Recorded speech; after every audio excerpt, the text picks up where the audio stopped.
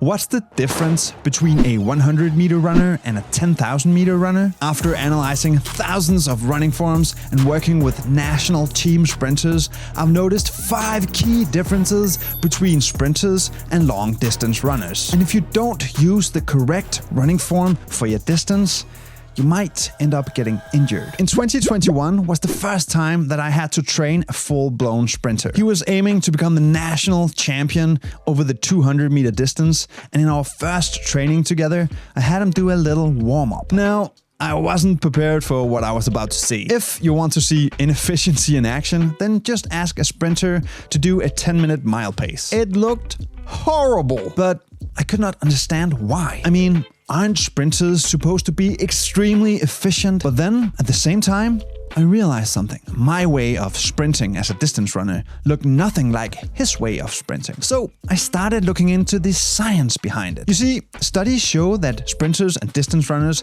have very different techniques when they try each other's distances or each other's speeds. Researchers have found that sprinters stick to their sprinting mechanics when they go long distances, and long distance runners, they stick to their long distance running form when they try to sprint. And this is where inefficiency comes into play. Each athlete is using the biomechanics that was designed for something else. Think of it like comparing a Prius to a McLaren. The Prius is engineered for efficiency, and the McLaren, well, that's engineered for power and speed. And just like the McLaren, sprinters want to be powerful and have a lot of speed, and long distance runners, well, they want to conserve energy and just be able to run for miles and miles on end. Now, it's important to note that mechanical efficiency, or how your body moves, is not the same as metabolic efficiency, which is how your body uses energy. The two are connected, but they're not the same. They're like a seesaw.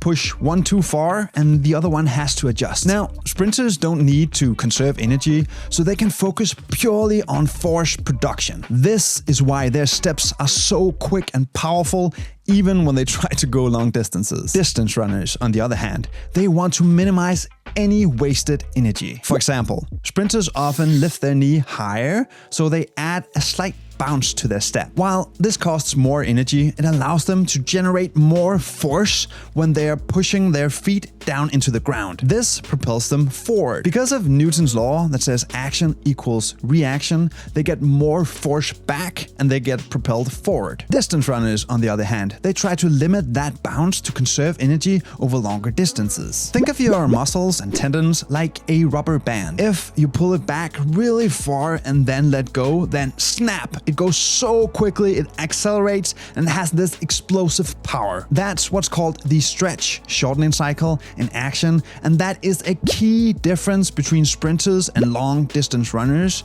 Sprinters, they utilize the stretch shortening cycle way more than long distance runners. You see, one of the ways that sprinters maximize this stretch shortening cycle is that they do a dorsiflexion at their feet when they're in the air, and then when they land, they typically land on their forefoot. This stretches their muscles and tendons, and then it builds up energy sort of like a spring, and then when they release their feet, then that energy is released and it propels them forward. But pulling the rubber band back this far takes a ton of energy, which is why sprinters can't maintain this technique for long. Distance runners, on the other hand, they pull the rubber band back just a little bit. They sacrifice the power for the ability to keep going over and over again without exhausting their muscles. Relaxing their feet in the air and landing just underneath the center of gravity, typically mid-foot, helps them reduce this strain and helps them avoid overuse injuries like shin splints. If distance runners, which unfortunately some people do, try to mimic sprinters and maximize that stretch shortening cycle,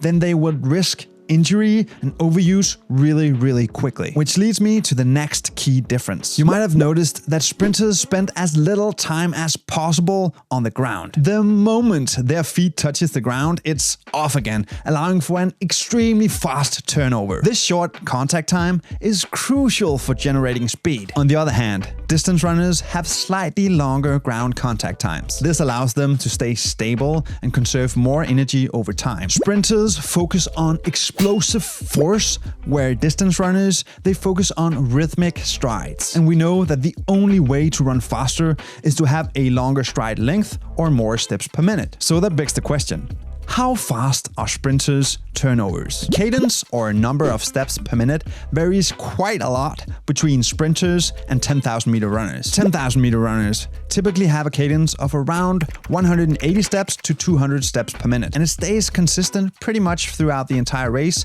If they attack or in a sprint, they might up it a bit, but otherwise they just stay within that 180 to 200 steps per minute. Sprinters, however, have a cadence of up to 300 steps per minute. But because they don't sprint for a full minute, we tend to say 4 to 5 steps per second. Try to see if you can do that in your next run. It's extremely fast. But such a high turnover is necessary to take advantage of that stretch shortening cycle and get as much power and speed as possible. But cadence alone is not enough to explain the difference. There's one more key factor separating the two runners, and it's how the legs move. One of the most noticeable differences between a sprinter and a long-distance runner is how much sprinters work in front of their bodies. Sprinters use way more hip flexion, allowing them to bring their knees higher to take longer strides. Combined with their forward lean, it helps them generate the maximum amount of power and force. They can stay airborne for longer, and because their feet are higher,